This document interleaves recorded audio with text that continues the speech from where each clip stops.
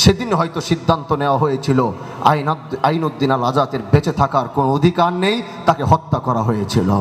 আমরা তো বলি তিনি মারা গেছেন, কিন্তু আমার মনে হয় তিনাকে মেরে ফেলা হয়েছে।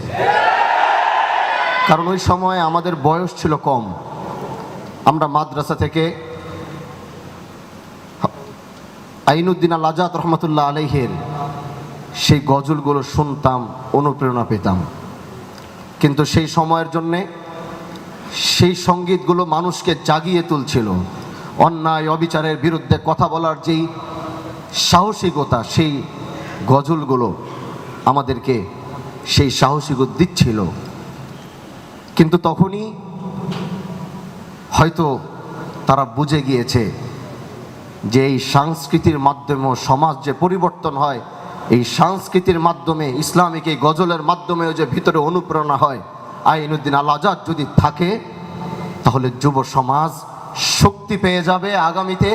এই গজলের মাধ্যমে, এই নাতের মাধ্যমে বা এই সংস্কৃতিগুলোর মাধ্যমে যুব সমাজ পরিবর্তন হবে। সেদিন হয়তো সিদ্ধান্ত নেওয়া হয়েছিল আইনুদ্দিন আল আজাদের বেঁচে থাকার কোনো অধিকার নেই, তাকে হত্যা করা হয়েছিল। প্রিয় ভাইরা আমার, সেই ধারাবাহিকতা আজ কলরব। আলহামদুলিল্লাহ, ওখানে বসে বসে চিন্তা করছিলাম যে সেই আইনুদ্দিন আল আজাদ রহমতুল্লাহ আলাইহি রেখে যাওয়া সেই আমানতটাকে আপনারা বিলীন হতে দেন নাই। সেই আমানত বিলীন হয়ে যেত যদি এই ধারাবাহিকতাটা যদি কেউ না ধরতো, তাহলে সেটা চলে যেত। আজ এত এত এত যে জাগ্রত, যে জাগরণ কলরবের সৃষ্টি হয়েছে, সেটা আর হতো না।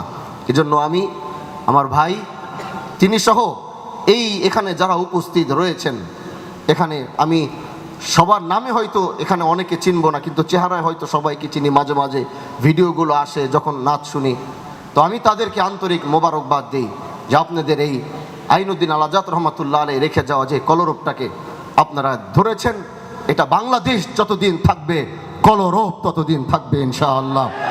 আমি আর বেশি লম্বা কথা বলবো।